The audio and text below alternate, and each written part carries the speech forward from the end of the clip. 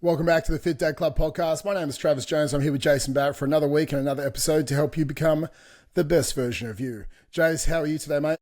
I'm doing swimmingly. I'm enjoying this kind of nice 25-degree every single day weather we've been having lately, which has been nice. But yeah, the final steps of putting more furniture together for the kids' rooms and swapping them over and doing all that stuff. So all those fun and games before Imi starts daycare in like a week and a half, which is I'm never going to be not sick again. Yeah, how are you going? I'm good, man. Soccer, our winter sports season has come into full flight over the last week and a half. So there's like 2 games of soccer down. I'm coaching. This is my last year coaching soccer. I've been coaching for the last 4 years. So both the boys are going to school north next year. So I coach down about 20 minutes, 30 minutes south of where we live. So they're going up to school an hour north of where we live each day. So they won't be able to make it down to that team anymore. So on my last year coaching soccer, so we are 2 games in, 2 wins. So definitely good when you win instead of lose. I don't care who's out there saying it's about fun. It's not just about fun, because life is more fun when you're winning. It can still be fun, but it's definitely more fun when you're winning instead of losing every week. So the kids are loving it. And I love my under 8s this year because I coach my youngest. So I love seeing them develop and the skills. And I think for them, we do these skills over the years with training, and when they start to put it into practice and they can see the skills actually work and pay off to winning, right? And I think, that's everything in life, whether it be your job or with your health. You're learning these skills and you have to go, okay, if I'm not good at something, where are the skills I need to increase or what's holding me back? And then I need to work on those skills to increase my nutrition IQ or my training IQ. And from that, we start to achieve results. And when we start achieving results, we start to feel like we're winning and we feel good, because winning does feel good. And today we're talking about the 10 habits that are keeping you overweight, that you don't know what you're doing. All right. So you don't even realize you're doing these 10 habits. Okay. You might not even know what you're doing, but you don't realize you're doing these 10 habits bad. So if we think we can increase your skill level with these 10 habits today, I think you're going to come off the back of this podcast with more of a streamlined approach to transforming your body. Because it's not just about, big blowouts or skipped workouts that are keeping you stuck in the dad bod, right?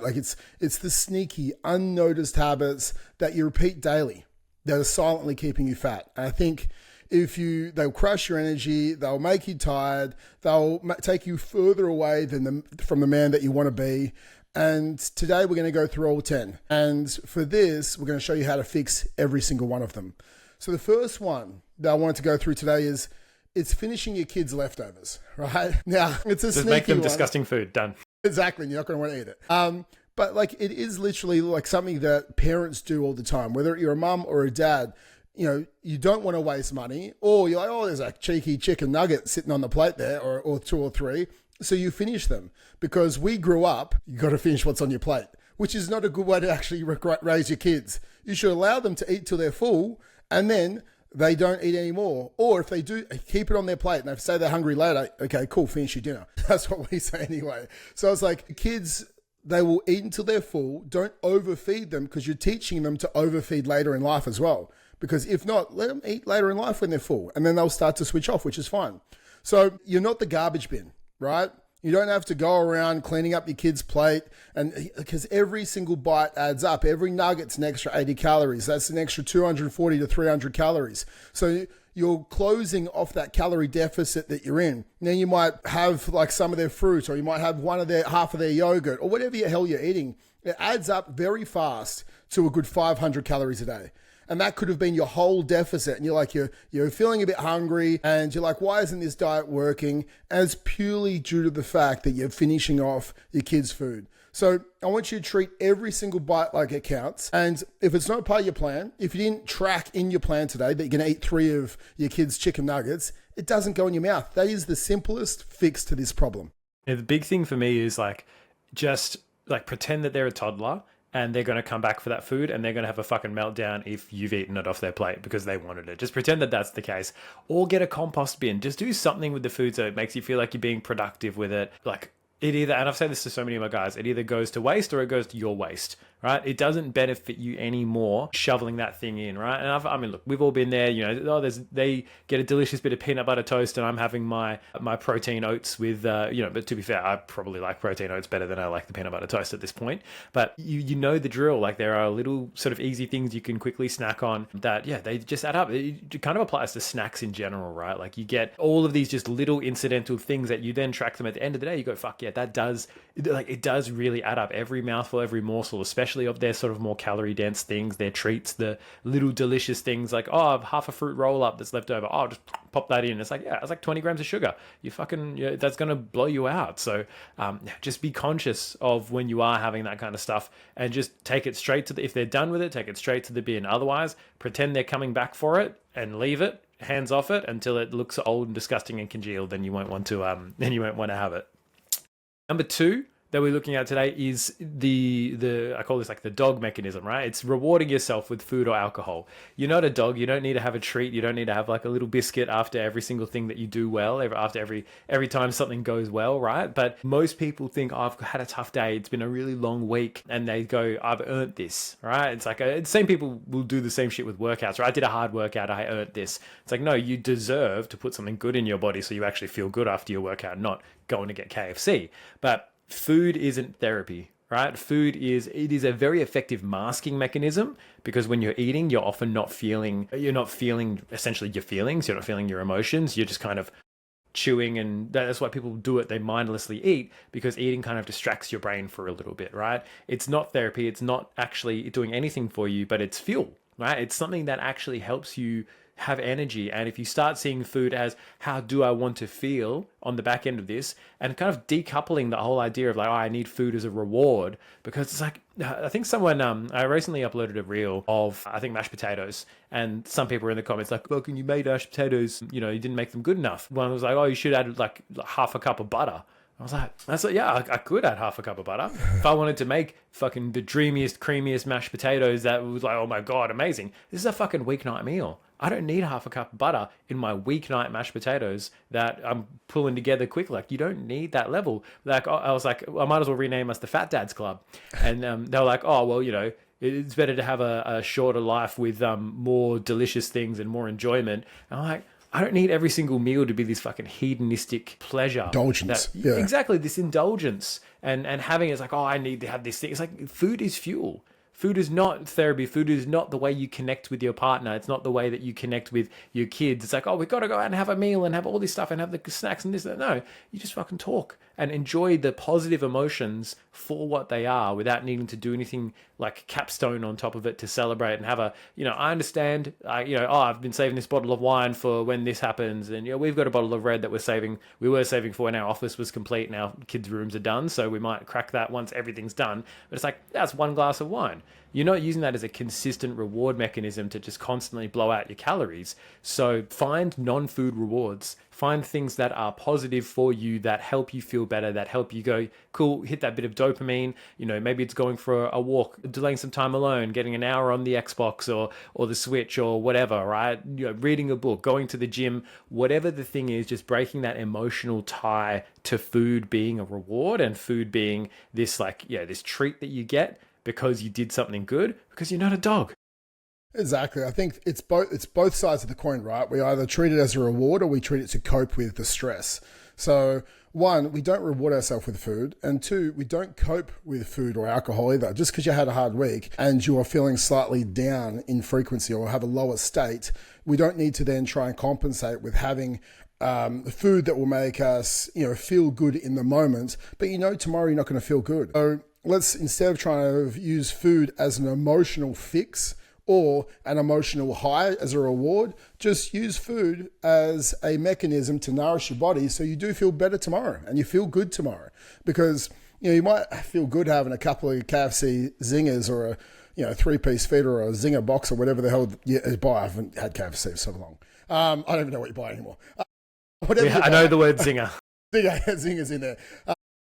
You don't need that. I know a zinger burger is literally only like 429 calories, but it's so calorie dense. You can't say you had a zinger burger and you're full. So it's not going to happen, guys. Yeah, unless you're like, can I get an extra 3 cups of lettuce on that, please? Exactly. So let's not reward ourselves with food, guys, or cope with it, or alcohol. The next one is drinking your calories. And this is a big one, right? So soft drinks, juices, creamy coffees. Like, I joke around with it, right? I have a double espresso. Black, Liv has a long black. And, I used to have macchiatos probably a good 20, maybe, about 20 years ago. I went to black coffee. I like black coffee, right? I like double espressos. Yes, it takes time and you have to make sure that, if you're making it yourself, you actually know how to make a coffee for it to taste not burnt. Or if you go into a cafe, you can tell if they're bad or not. But like if you're having a cappuccino with 2 sugars, just order a milkshake, right? Like it's literally an adult's milkshake. So just go, yeah, you know what? I really want a milkshake this morning because it's the same thing, right? You just get a milkshake with skim milk, you're good to go. It's probably going to be 300 calories, the same as your large cappuccino with 2 sugars. So how about we stop drinking the calories because that will all add up very fast. And I think the big thing with drinking calories, whether it be orange juice, like eat an orange, right? Get some fiber into you at the same time. Slow that hit of sugar into your system so you're not all of a sudden blood sugar swings so you're craving food all day long.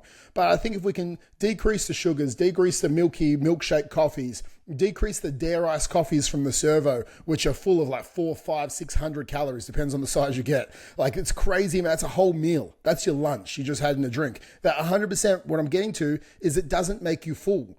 The calories are so dense inside drinking your calories that they are not worth it. Because if you're dieting, if you're trying to achieve a body transformation, you have to understand you're going to be hungry, okay? You understand you are going to be hungry. Dieting is like you're cannibalizing fat tissue. Your body is breaking itself down. So you're burning more fuel on a daily basis than you're consuming. So the fuel you do eat, you want it to actually be worth it. You want the calories to be not dense. You want the food to be a surplus of food.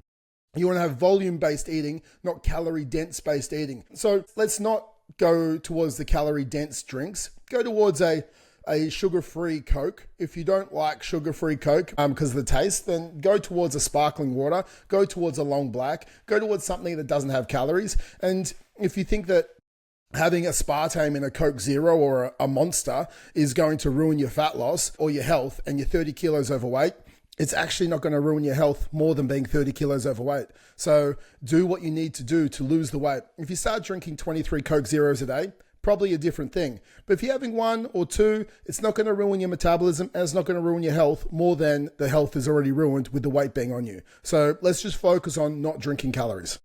Focus on the lowest hanging fruit there, which is reduce calories, reduce overall body weight, and drinking calories is the way. I used to be able to smash a dare ice coffee in about 5 seconds. I would have to actively stop myself from just going. That was 600 calories in the space of about 3 seconds. If you can eat your lunch in 3 seconds, fucking kudos to you, but you're not. And there's actually been studies that show that they took orange juice and they had people, either drink it or they drank it with a spoon. And the people, they like a soup. And the people that were eating it like a soup, they reported higher levels of fullness after having it because they ingested it slower. And that's probably one of the key things with liquid calories is that you're able to smash them down very, very fast. And this is the same with people that soups. I don't get full off soups. It's is that because you're just going and smashing it down? Because this is coming into winter. Soup is a really, really good high filling meal. This is and it's got fuck all calories in it. It's like liquid calories, but it's got whatever proteins and a little bit of fat that has come from the boiled meat and bones. But that's a really good way of curbing your hunger is having a higher volume, lower calorie drinks. So things like water, sparkling water, long blacks, your sugar-free drinks, those things, they add a little bit of volume. You can sip on them over time instead of smashing them down, which is why Coke is a good one because, it's too carbonated. You can't just smash it down. But it's also why water over things like beer. Because people put away 10, 12, 14 beers on an evening. It's you wouldn't do that with water. You wouldn't drink, I'm going to smash 3 liters of water tonight because you get sick of it. But it's beer just keeps going down. So you've got to curb that shit at some point because it doesn't, as Trav said, it doesn't make you full. It doesn't fill you up at all. And it's just an easy way to ingest a shit ton of calories in a small period of time, which you just don't need. So next one is a really sort of bugbear of mine with a lot of the guys that I work with. It's skipping breakfast or skipping any meal really, and then overeating and binging towards the afternoon. So people will, I'm doing this intermittent fasting or or I'm just like saving my calories, or they're not even doing that intentionally. They're just too busy in the morning. They're too unprepared. They don't have anything for their breakfast, and then they might not have anything for lunch, or they get really busy, caught up at work. I know plenty of guys that do this. They just work through their lunch break, and then they get home. It's like the second they get home, it's like the house is fair game. The cupboard, the fridge, everything is just like they binge on everything that's available to them, right? They'll go home and they'll make a toasted cheese sandwich with fucking 5 layers of cheese in it, and then some peanut butter and bread, and then handfuls of nuts, and then dinner's ready, and I'm gonna have this big piece of meat with all these fucking potatoes, and just smash it all down. And it's like, oh yeah, but I haven't eaten anything all day. It's like, this is the same reference as we have all, we all remember from like high school, that skinny friend who could eat anything and never put on weight, right? Because we saw them in their one meal that they would just basically keep at maintenance, right? And this is what a lot of people think they're doing. I'm just having this one meal a day. But it is like, if you try and you go home, let's say you go home and you go, all right, well, there's a couple of Easter eggs left in the fridge. I'm going to smash 3 or 4 of those. That's about 500-600 calories if you've got those hollow Easter eggs, right? I'm going to have a chug of orange juice straight out of the carton. As soon as I get home, I'm going to make a really cheesy, buttery grilled cheese sandwich, or maybe 2 of them, right? And then in an hour's time, it's going to be a big, thick thing of steak and garlic bread and potatoes, and I'm going to load it up with gravy. It's like you could eat over 2,000 calories in that time easily. Very fast. Yeah. A handful of nuts in itself is like 400 calories. Just like a small handful, boom, done. 400 calories in a mouthful. You do that 3 or 4 times, you're fucked. So you need to realize that you're like saving calories or just being unprepared and then coming home hungry. Like, that's a thing that you need to curb, and that's a thing that you need to stop. So if you front load your day and you hit your day early with stuff that will keep you energized, because the problem is you get these big crashes of energy and then your body sends you signals like, hey, you've got no energy because you've got no fucking calories.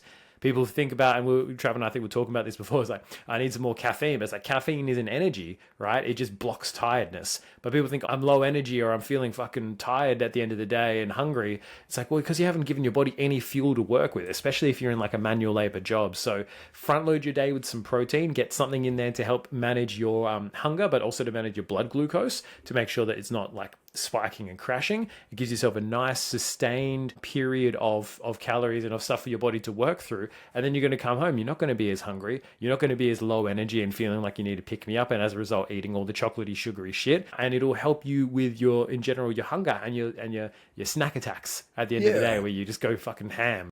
I think that's a big thing, man. Like, that people will skip lunch or they'll skip breakfast. And I do intermittent fast. Some people I let intermittent fast and some people I don't. I think, when we're looking at it and they'll say, oh, but I want intermittent fast because the growth hormone or the fat loss benefits. It's like, there is no fat loss benefits to intermittent fasting. All it does is cut out a meal of your day, which reduces calories, if the rest of your day is structured.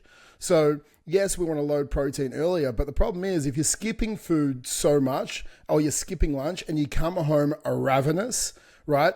And you don't, my wife's, dinner's going to be ready in an hour. In the hour leading up to your actual dinner, you consume 1,000 calories, which is so easy to do. Have an orange juice, have a couple of toasties, eat a couple of nuggies off your kid's plate, and then all of a sudden you're 1,000 calories down before your 1,000 calorie or 1,500 calorie dinner. It's like all of a sudden you're in a surplus. Oh, but I didn't eat all day. So yeah, you ate your whole day's calories in 2 hours. And this actually happens to a lot of guys. So please structure your meals. Plan ahead of time. And if you know you're going to miss lunch, then having your fridge at home, here's a couple of YoPro yogurts, which are like 140 calories. It's like smack back 2 of them. That's 300 calories because you didn't have lunch, but you just hit 40 grams of protein, and have 2 carrots, right? And that's you're still calories going to be low, but you've planned it. A lot of the time, it's because we don't plan, then we fail, because we come home and we don't even think. We go into this survival mechanism. Even though you're not going to die,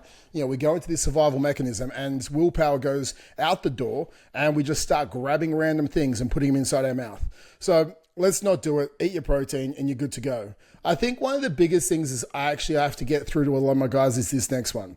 They're only moving when it's workout time. And especially the guys that run. I talk to Liv about this sometimes, because, we run 3 days a week and Liv can sit down a lot with work. So, her total steps, she'll be like, my weight doesn't come down too much sometimes. Like if she's, still tracking, her calories have to be lower because her steps aren't there. And when she's running, she's only just hitting her daily steps when she's not focused on it. what you have to look at is if you're running 5Ks, and even if you run it every single day, there's going to be about 5,000 steps in about 5Ks, give or take your stride length. Now, if you've got an office job and you're only walking 3,000 steps a day for your office job, which happens to a lot of people, and you're going, what? I'm training like 5 days a week with my runs, but you're still only hitting 8,000 steps a day. And you're not doing any type of weight training above that. So your total daily calorie burn isn't much at all. Like the 5K steps can be done through walking throughout the day and then a workout. Your workout steps are on top of your daily steps. Like your running steps are on top of your daily walking steps. It's not the same thing. So I think we get confused about that at times and we try and include them in the same. But when we look at it, if you're also only going to be walking 3,000 steps and you do a 30-minute workout 3 times a week, so you work out 2% of your day 3 times a week, so you're working out 1% of your week, and you're only walking 3,000 steps a day, you're also not going to lose weight unless you're on severely reduced calories because your metabolism is going to be running very sedentary or very slow. So we have to look at it in a macro picture, not the micro. I think that's a big thing. We want to focus on, hey, can I hit above 7,500 steps a day? There's a magic number about 52,000 steps a week. So if we look at 7,500 to 8,000 steps a day, that is one focus. Then also we want to make sure that we're hitting our training 2 to 3 times a week for 2%. Then we're going to be doing enough activity. Okay, that's the biggest focus for us. Plus, if you can't fit those steps in, let's just go for a 10-minute walk after each of your meals. Okay, cool. You just hit 30 minutes of walking if you're eating 3 times a day. So then, like, if you're on phone calls, go for a walk whilst you're on a phone call. You got an extra 10 minutes or 20 minutes in there. Like, break up your day with movement. And that's how we're going to get our steps up. And that means our training is actually going to do its job. It's going to be extra calories on top. And that's what's going to help you lose the weight. Yeah, I'm probably guilty of this, which is why I bought a walking pad, right? So I could get those steps in a much easier way. And I'm probably guilty of not using it as much as I could. But I notice when I don't use it like at least twice a day for half an hour, my weight does tend to creep up a little bit. My energy levels do tend to be a little bit lower. So I think that's one of the biggest things is, yeah, just not like treating your steps and your exercise almost as the same thing. It's like, oh, I train, I exercise, but you're like, if 90% of the day you're like me right now and I'm like sitting down in my chair, doing this, or doing this. It's like, it's not much. It's not a lot of movement, right? Yeah, there are plenty of dads who are physically active out there, right? You're moving around all day. You're working hard. You're in a physical job. Like that does account for a lot of obviously your expenditure. But if you don't have that in your back pocket, you do need something else. And that walking, it can't be understated how important those extra 10, 15, 20 minutes of walking every day will be in terms of adding up to your overall calorie burn without you needing to then go on what we call poverty calories, right? So, yeah. But also, Jace, like with that, for those like people in more of a physical job, tradies or anything like that, or if you're just walking around, like this is what happens a lot of the time that we talk to guys. It's like, oh, I don't need a weight train. I carry some, I lay bricks or I'm carrying cement around. It's like, mate, well, are you laying bricks till failure, right? Yeah. Or are you carrying cement till failure, like 1 rep in reserve, and then you have to put the cement down? It's like, if you want to grow muscle mass and drop fat mass, we want to train with weights until 1 to 2 reps from failure, which means 1 to 2 reps, and you can't do another rep. Unless you're doing that, you're not creating the stimulus inside your muscle, okay, which is actually going to cause that effect for hypertrophy or effect for muscle gain, and which will cause our metabolism to lift and help us lose fat. So unless you're, laboring till failure or becoming a tradie till failure, it doesn't work like that, guys. You're burning extra calories, but you're not developing lean muscle mass. So it's just something I thought I'd throw in there, mate. Yeah, just in case people think, oh, I've got a physical job. All right, all my boxes are ticked. It does tick a box of like your walk movement for sure. But I think I said this to one of my guys the other day is like, you're not laying bricks. You're not putting these things down until complete. You're not digging a hole till complete failure. And you can't even lift the shovel anymore. Like, no, you're taking breaks in between that. You're not leaving the end of the day fucked. And even if you are, you're training for endurance at that point. Yeah. So if you want the muscle mass, if you want the body to look better, that's going to be one of the big things is obviously making sure you hit that failure point. So Next one, I was telling this to one of my guys about this recently. Eating off plan on the weekend, every weekend. And we've harped on about this time and time again, but how important it is to create structure around your weekends, to go, oh, it's only 2 days, but usually it's actually 2.5 to 3 days, because people will take Friday evening as, oh, the weekend started, it's fucking pizza Fridays. So we get pizza. And then Saturday, I don't know what we're doing. Like the amount of random times, like incidentally, we've made something that wouldn't fit in my goals normally, right? On the weekend, last weekend, Lauren was like, oh,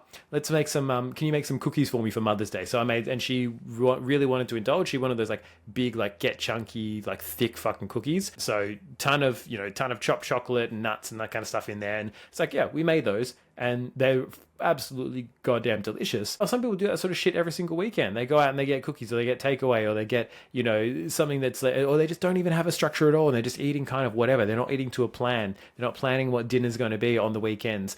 And they smashing it from Monday to Friday or Monday to Thursday, and then 33% of your, or even more, that's like 40%. If you go Friday to Sunday, it's like 40% of your week you're off track. But most people are off track greater than they are on track during the week, right? It's like I create a deficit of, let's say, maybe 2,000, 3,000 calories in those 4 days, and I overeat by like 4,000, 5,000. So it's like, oh, how come I'm not moving forward? Well, you're not on the bus 3/4 of the time. Imagine, 30, 40% of the time. Imagine if you rocked up to work, right, at 9 o'clock and you meant to leave at 5. In the first 2 hours, you're just kind of twiddling your thumbs, or you're like, actively taking money out of the cash register. That's in essence it. Like, you wouldn't even last those first 2 hours. You would get fucking fired. But then, oh, how come I'm not getting promoted? You're not moving forward because you're not doing the work 40% of the time. You're not doing what is required. And it is so much easier to overeat 500 calories than it is to burn 500 calories. So it's not something that you can really out train or outwork. So the key here is you've got to build a plan, and you've got to build flexibility into your weekends, and you got to fucking just look ahead. Like, I know guys are typically terrible at doing this, depending on how you went at, Mother's Day. Did you plan ahead for it? I didn't plan ahead well enough for it, unfortunately. So the present didn't arrive on time. So all of that kind of stuff. You've got to be looking ahead at least just like a day or two. Go, what has Saturday got? I've got fucking kids soccer all day on Saturday. Shit, I haven't got any food to take with me. The canteen food is really crap. It's either going to be like big beef fat sausages in a bun, or it's going to be like a pie. Having that awareness, I might make some overnight oats to take with me in a little container, and I'll eat that. Or I will track that, see what that looks like, and then the casserole that is left over in the fridge that's going to be for dinner, how much of that can I then have? All right, cool. Oh, do I have enough for a couple of beers with the other dads after all the soccer is wrapped up? Like, these are the things you need to think about on your weekend. If you don't, they're the shit. That is like legitimately the stuff that throws most out. This is like the real life shit that you actually just have to think about a little bit if you want to lose the fat. You don't have to think about it forever, because eventually it becomes second nature. But when you're getting started, this is the shit you have to think about and plan for, and go, fuck, what is the weekend actually look like? What is the stuff that my wife told me 2 weeks ago that I've forgotten that we have on this weekend? And the plans that's like, oh yeah, we've got that wedding on this weekend. Oh fuck, that's this weekend? Shit, I forgot. Like, you've got to be aware of this stuff. You've got to take a bit of control of your own life and of your own schedule. And that really does include the weekend, where work doesn't provide the structure. You've got to provide the structure. I agree. And you can also plan for it. And this is what we do for a lot of our guys, whether we decrease calories a little bit during the week to allow you to have higher calories on the weekend for a couple of days. And that's just a plan, guys. And at the same time, if you are off track, Friday, Saturday, Sunday, that is 42% of your week. If your kid came home and he had a test and he got 58% of your test on the test, would you be happy? Which, oh yeah, you're killing it. Like, you wouldn't be happy you got 58%. Like, that's a fail. That like 58% is classified as a fail. So you're failing at your tracking if you aren't tracking 42% of the time. So plan ahead of time, get your crap on track. And I think this comes into the next part, which is you're not tracking anything. Oh, I don't want to track, because if you're not tracking, you're just guessing. Okay. And if you're guessing, well, you're wrong, because it's the truth. Because, if we only manage what we measure. Okay, so we have to measure out what we're eating, what we're putting into our mouth. If you're trying to save money for buying your first house, you look at your income, you look at your savings, you track it weekly, and all of a sudden you get to save a deposit for your house and you buy your house. If you're not tracking the food that's going to your mouth, you can't expect a result. You just can't. It's all hope, right? And hope doesn't win games, right? Skill acquisition, dedication, discipline, planning ahead of time. That's what wins games, and being accountable to someone. So if you might have a financial planner that you're accountable to for your financial goals in life. But for us, like a lot of the guys, they do need the accountability from someone looking at what they're eating to have accountability over what they're actually putting into their mouth where they're tracking. And it's very easy to overconsume food when you're not tracking. When someone goes, oh, I'm eating healthy, I don't need to track. Mate, you can overeat on steak. You can overeat on chicken breast. You can overeat on sweet potato. You can definitely overeat on legumes. Like you can overeat on so many, like bread and butter, like, you know, peanut. Oh, I'm eating peanut butter. It's like, mate, that is so calorie dense. So like, good luck if you don't want to eat much food and you're having peanut butter on toast for breakfast. If you're having a acai bowl, that's like 800 calories. If you're having a salad with like dressing on top, that salad's going to be 700-800 calories as well. Like, everything will add up, even if you're eating healthy, because healthy a lot of the time is more calorie dense. Those little protein balls you get from the local cafe that are guilt-free, it's probably got 300-400 calories a protein ball. And you pop that in one mouthful. 100%. You probably go back for another one. Or your son only eats half of his, so you bop into the rest of it, and you've got another 150 calories there. So please, if anything, you have to track. If you want results in life, in anything, you measure what you're doing and then you manage the results. If you're not getting the result, then we need to change what we're putting in our mouth. We need to change our steps. We need to change our weights. We measure everything because science is what gets the result. There is amount of steps we do. There is amount of training we do. There is amount of food input we do. There is sleep as well that will, you know, determine how much steps we do and also how much we intake. So sleep is definitely important, and stress. But the three big ones are our steps, our training, and our food. Now, there are three numbers that we'll measure on the daily basis. If we're not getting the result, we can manipulate one of those three variables. When our guys don't track and they're like, oh, what should I do? I didn't lose weight.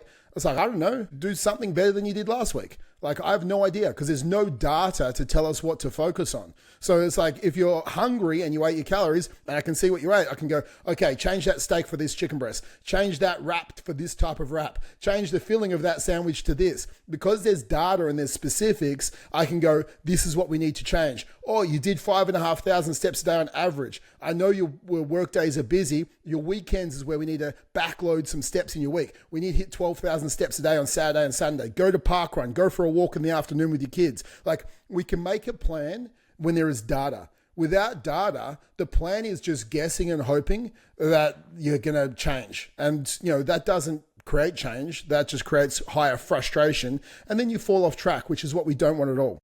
I think the big thing here is like, tracking breeds so much awareness. Like, it is one of the things, and I've heard dietitians say this, that they learned more from tracking their food for a month than they did from, 4 years of dietetics. Like, because this is where the rubber hits the road of what are you actually putting in your mouth and what is the effect that it is having on your body. And people can be surprised, like, oh, the amount of times we've got people come in and like, my wife cooks healthy food, or I cook healthy, I eat really well. Like, I cook, we all homegrown, all organic, all, homemade stuff. We don't get takeaway. It's like, it's not the fact that it comes from a fucking deep fryer in the takeaway shop that's the problem. It's the fucking portion sizing and the food selection. You can use the most organic butter in the world. You can use the freshest grass-fed beef. If you're eating a fucking ribeye with butter on it, it's still going to have 1,000 calories. If you've drizzled your broccolini in extra virgin fucking Italian olive oil that you shipped over, it's still going to have an extra 400-500 calories. If you've crusted it with fucking walnuts Parmesan.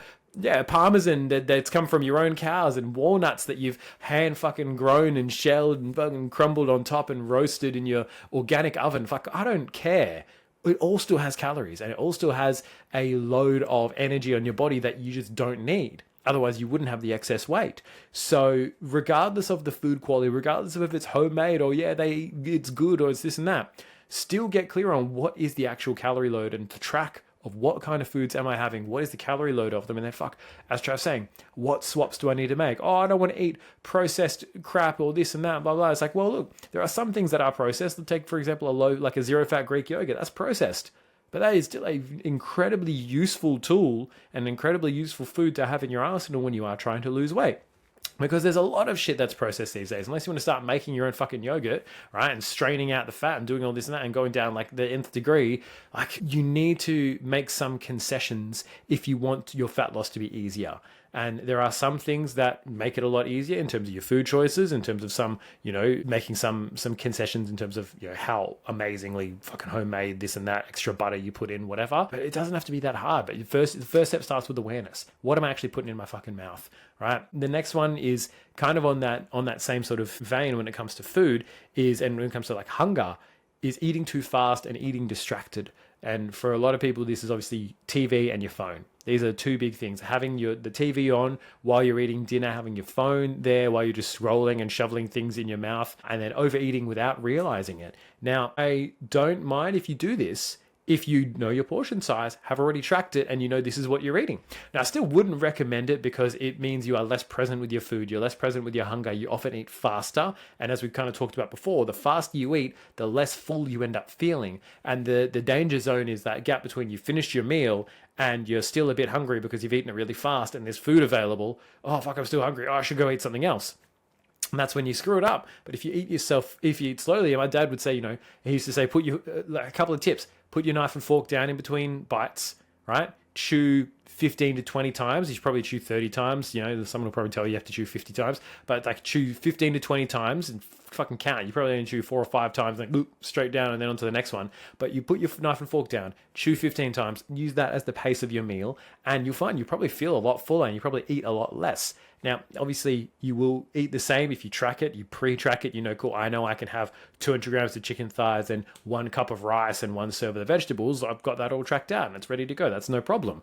But still, eating slower and being more present and being more attentive, because if you're eating meals with your family as well, you should probably not have the TV on. I know it's not a perfect world all the time, but you should probably not have your TV on. You should probably not have your phone with you when you're scrolling. But if you're having lunch at work or whatever, I understand. But even if you are scrolling, be more present with your food. Stop the scroll, have the mouthful, enjoy it, eat it, then scroll and look at whatever you were doing, or keep listening to the podcast. If you listen to us over your lunch break, good work. But distracted eating leads to overeating. So make sure you're just present with your meals. Yeah, man. I think the big thing is like your kids are following what you do, not what you say. So I think for us, like getting with our kids becoming older, we will eat dinner together, and I want to teach them how to eat. It's just so when they go to their friend's house, they don't eat like a bloody animal, right? So it's like we will use it. This is how we use our knife and fork. If we have a bite, then we put our cutlery down. Literally what you were saying, Jax, my son. Jazz, but I was saying... I'm your son in a way, right? Like metaphorically. Exactly. But it's like Jax sits next to me on the table, but I'm helping Jax understand. It's like we take a bite, we put our cutlery down. Otherwise, the kids are he's like trying to like twirl the cutlery around like it's a pencil or something like that. It's like, mate, that's how you stab yourself in the face. So it's literally going through him. It's like teaching him how to eat, and they'll only learn if you eat properly as well. Chewing your food will allow you to digest the food properly, so you don't have the stomach issues that you probably do have because you're just eating like a duck, like one bite swallow. Like you're not Homer Simpson, guys. Chew your food 20 times, then take it in. I think that the next thing I want to get into is like we let one bad meal turn into a bad day or a bad week. We go into this like fuck it mentality, and we want to get away from that. Like you have a burger because there was burgers at the office, and then you start holding down like 3 chocolate bars that afternoon. It happens. I know. We coach guys. It's happened to me. It's like, I stuffed it. It's like, do not have an all or nothing mentality. Make your next meal your best meal. And Jace, the next one is all about your sleep, isn't it? Yeah, I think the next one is and this is a big one. I love sleep. I'm a big fan of it. I don't get enough of it, but I'm a big fan of it. Is when it comes to your sleep levels, people think, I kind of am all right on 4 or 5, 6 hours. It's not enough. It's not enough. You need anywhere between 7 and 9 hours a night. And I know that with dads, I know that that's unrealistic sometimes, but what is more realistic is stopping the doom scrolling after the kids go to bed, right? Stopping the pointless waste of time. Like, because when my daughter went to bed at 8 o'clock, I would get out probably 8:30, 8:45 from putting her down. We would clean the house. I would be doing the dishes. I would be doing, we'll fucking tidy things up, and then we'd go straight to bed. Yeah, guess what? It's boring. And when she started going to bed at 6 o'clock for a bit, we got to watch Reacher. All right, we finished a whole show over the course of like 2 weeks. It was fucking great. But when we had that less time, it really was about just going, cool, I'm going straight to bed because I know how important my sleep is. If you're not getting, at least 7 hours a night, you are at higher risk of things like dementia and Alzheimer's as you get older as well, because you're not effectively giving your brain enough time to shut off, enough time to kind of clear itself out, get rid of all the shit that's going on inside its head. And it's even worse if you're adding in things like alcohol and late caffeine and all this kind of stuff, because alcohol suppresses your body's ability to get into the deeper REM sleep. So you end up staying in that lighter sleep for a bit longer, which is why you often wake up feeling shit the next day, not just because you're dehydrated and you got a hangover. It's because you slept like crap as well. You didn't actually get any restful sleep. You just had your eyes closed for a little while your body processed, your liver processed all that alcohol. So aim for 7+ hours. Figure out, when do you need to wake up? Go backwards 7 hours, be like, cool, this is when I need to be asleep. Go back half an hour, this is when I need to start like winding myself down, and go, cool, at the very least, like, no more screens at that point. Earlier, better, but at least at that point, no more screens, no more bullshit. Start winding down. We've done plenty of episodes. Search the podcast for episodes on sleep and stress. We've talked about them a fair bit, but have a better routine to wind yourself down and get yourself ready to bed. Me, reading my book. Right? Have a shower, brush my teeth, read my book. If I can do those in sequence, I'm out like a light in 10 minutes, right? My eyes are fucking closing as I'm doing it. So, but I know that I'm going to get 7 to 8 hours if I sleep all the way through, if Imi doesn't wake me up for water and a fucking bottle and then scream because the blankets are on her or whatever. But sleep is, if you don't sleep well, it fucks with your hunger hormones, it fucks with your energy levels, it screws with your body's ability to actually burn fat and build muscle. So if you're doing the same thing as someone else who's getting more sleep than you, they're going to get infinitely better results, because you're missing out on a shit ton of results if you're not sleeping well. Like, it is actually probably one of the biggest things that people don't realize is screwing over their results. And that is the 10 habits, guys. I'm going to give you one bonus one right now, which is probably one of the biggest ones, which is surrounding yourself with people who don't prioritize health. So if your circle eats crap, if they skip workouts, if they drink alcohol too hard, that you're going to do it as well. So I want you to focus on, you can stay social, but get a social circle that prioritizes maybe a different standard, or get a coach, get a group that lifts you up, or get a fit friend that pulls you along, because you are the sum of the 5 people, and we want to find 5 people that pull us forward, not pull us back. And if you don't have those 5 people, you can go to fit-dad.club. You book in a call with us and go from where you are to where you want to be. We'll have a chat, see what's holding you back, and we'll create a plan with you. And then if we're the right fit for a coach, then we'll coach along the way. So go to fit-dad.club. Surround yourself with better people. I think that's a big thing. Jace, have you got anything to finish off the episode today? No, just like you are the average of the 5 people you spend the most time with. And if Trav and I are 2 of those people, then that's awesome. I've heard a few guys that have been listening to the podcast a lot, which has been great. But just you owe it to yourself to kind of curb at least one of these habits, right? Like, if you can work on one of these habits a week and try and nail it and try and change it, then after 10, 11 weeks, you've got an entirely new life. But it's not like, oh fuck, change all 12 of these, 10 of these right now. Change one at a time, one a week. Just do one a week, work on that for 1 week. Let's go, cool, I'm going to start making myself breakfast in the morning that's high protein, like the boys said. That's going to be my thing for a week. After a week, it becomes more of a habit. I'm going to start getting my steps in, right? Do that, and after 12 weeks, I promise you, will be a different dad. So until next week with another episode, have a great week, be a fit dad, and we'll talk to you then. See you guys.